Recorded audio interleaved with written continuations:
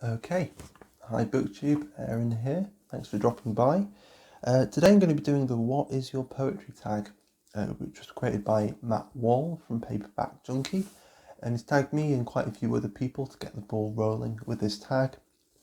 And it's really honing in on, or getting you to hone in on what you think is important in a poem and where you think poetry kind of fits in culture at large and those sorts of questions.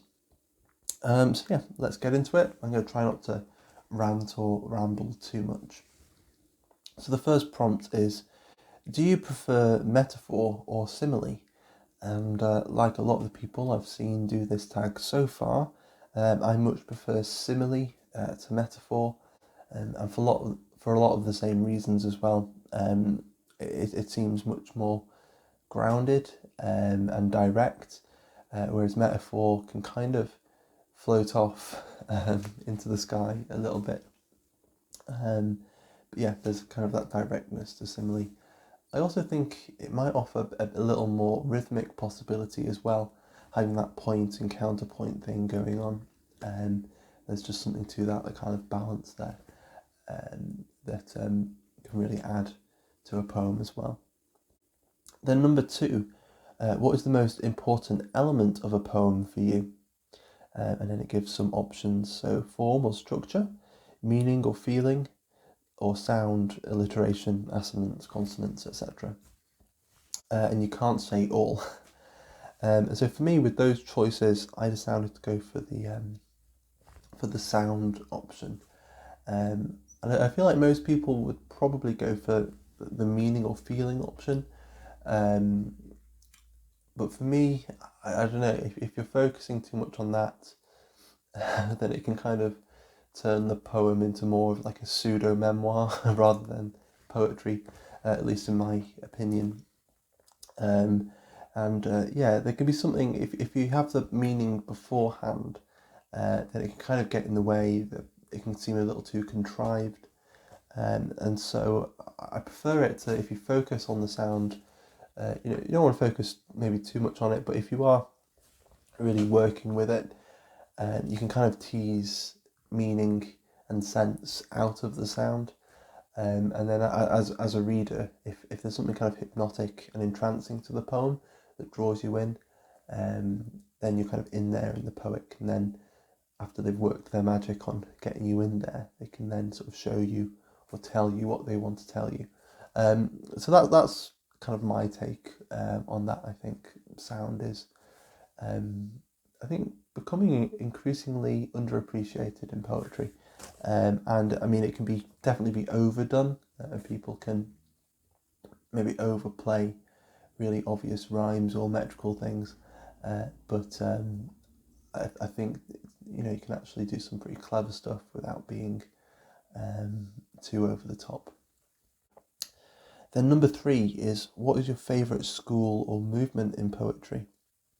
Now most schools and movements kind of equally fascinate and infuriate me. With like romanticism, there's something really great about it, but also a little bit annoying. And the same for like the New York school, and modernism and surrealism. There's something about it I think is every movement almost I think is really great and exciting. But then there'll be something that kind of, I don't know, sort of wears off the sheen a bit for me. But if I had to pick one, I'd have to be a bit weird and out there and go for sort of neo-romantic or apocalyptic poetry, which is, it was kind of coming out, it's kind of connected in some ways to modernism and to surrealism, but it's kind of not quite either of those things.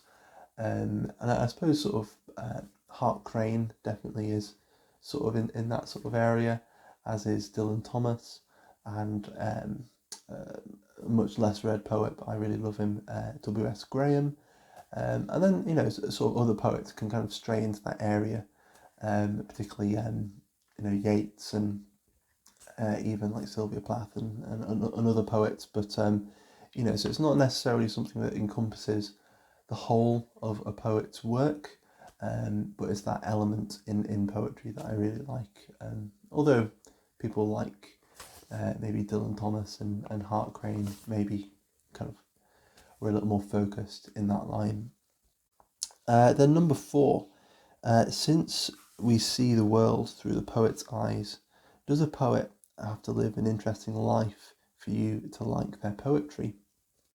For me, not necessarily. When I was watching Matt doing the tag, I definitely got what he was saying about just lots of very shallow, quite hollow poetry, particularly sort of insta poetry, that's has very little substance, and it feels like the poet has never really felt or experienced anything in their life. But again, if you're focusing too much on whether you've had an interesting life, whether something terrible or something amazing has happened in your life, then again it strays a little too close to, sort of memoir and stuff like that for me, and that's not as interesting for me. But definitely, if the poet has a deep and interesting inner life, if they think deeply about things and feel things deeply, then the observations that they make are much richer, and definitely the poets I enjoy, I can tell that they really mull things over, and they seem to have a very rich inner life. Then number 5, how does geography play into the poets you like, or does it at all? Not really that much, I don't think. There definitely aren't poets from certain cities that I prefer or anything like that. Although most of the poetry I've read, is largely European and American.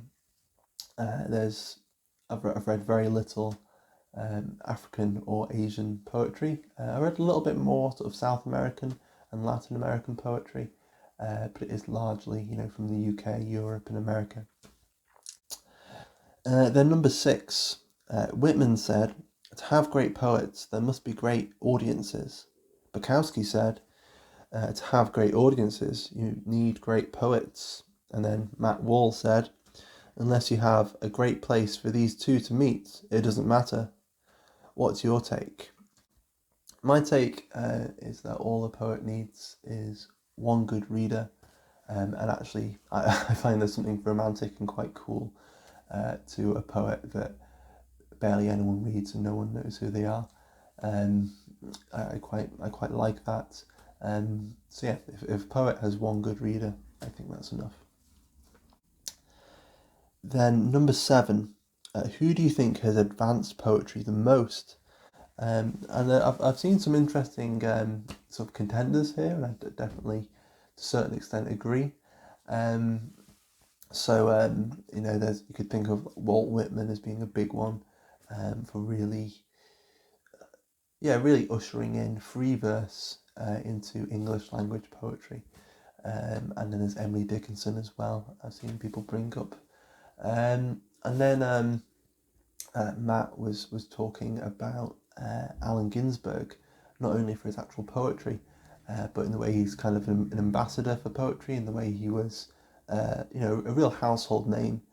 And for me, on this side of the Atlantic, although loads of people have heard of Allen Ginsberg, and he was certainly a sensation in his time, at least from my perspective, maybe someone like Seamus Heaney is a little more relevant to me, and definitely as a poet, he sort of brought an element, an immediacy and an honesty to poetry, which it feels like the good poets following him have kind of shared in and cultivated, but also that kind of ambassadorial role for poetry as well that he took on.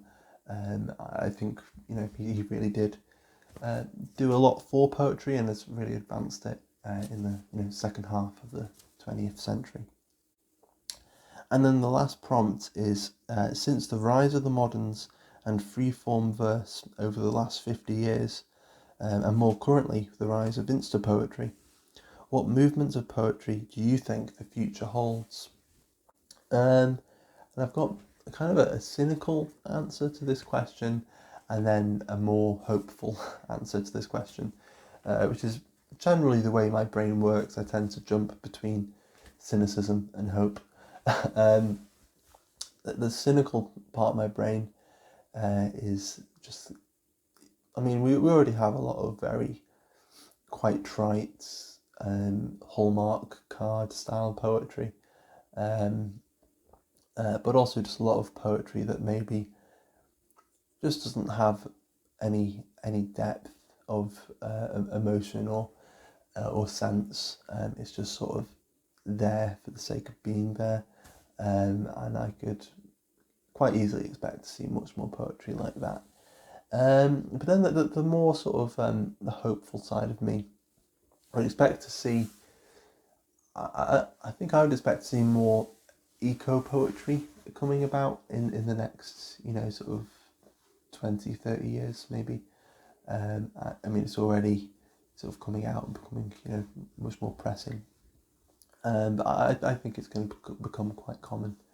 And even if people aren't consciously aiming to write eco poems, I think it's just, that the state of the environment is going to become even more pressing, and it's just going to come out. So there's, sort of my take on that. I don't think I'm going to tag anyone in particular, although I'd love to see you doing this tag. So if you'd like to do it, please consider yourself tagged. That's that for today, and I'll see you again soon. Thanks for watching.